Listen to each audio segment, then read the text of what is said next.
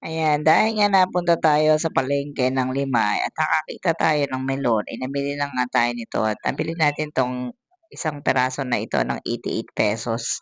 So, medyo mahal na nga bili talaga ngayon. Isang peraso ng melon, ₱88. Gusto mo lang talagang makatikim ng melon juice or melon shake, pero talagang kailangan mong gumastos. Oh, at malakas din ang loob ko mag-melon shake dahil meron nga tayong gagamiting blender at ito yung Astron Ice Blender natin dahil gusto ko talagang masubukan kung yung blender ko na 'to ay nakakadurog talaga ng ice. Kasi Astron Ice Blender siya, so dapat lang na nakakadurog siya ng ice. So una ko ngang ginawa diyan, hiniwa ko 'tong melon na 'to at tinanggal ko muna yung buto sa gitna. 'Yan, pagkabukas pa lang niyan ay nangangamoy na talagang melon at napakasarap na talagang kainin sana pero talagang kailangan nating gawing shake ito. Unti ko na nga yatang ngatain 'yan. 'Yan, sumunod na ginawa ko ay hiniwa-hiwa ko muna 'yan ng maliliit saka ko naman binalatan and then hiniwa-hiwa ko ulit ng maliliit pa para ilagay doon sa ating blender. Para naman 'pag blend ko siya ay madali lang. Next kong ginawa diyan ay nilagyan ko siya ng asukal. So, puwede rin naman lagyan niyo siya ng condensed milk kung gusto niyo. At yung gatas na ginamit ko diyan ay yung gatas lang ni Bride and Bear brand, eh, wala akong evaporated milk. Pero kung meron kayong evaporated milk, eh, yun ang gamitin niyo. Next kong ginawa, nilagyan ko siya ng konting tubig para naman 'pag nag-blend na kami mamaya sa blender ay mabilis lang siyang madudurog.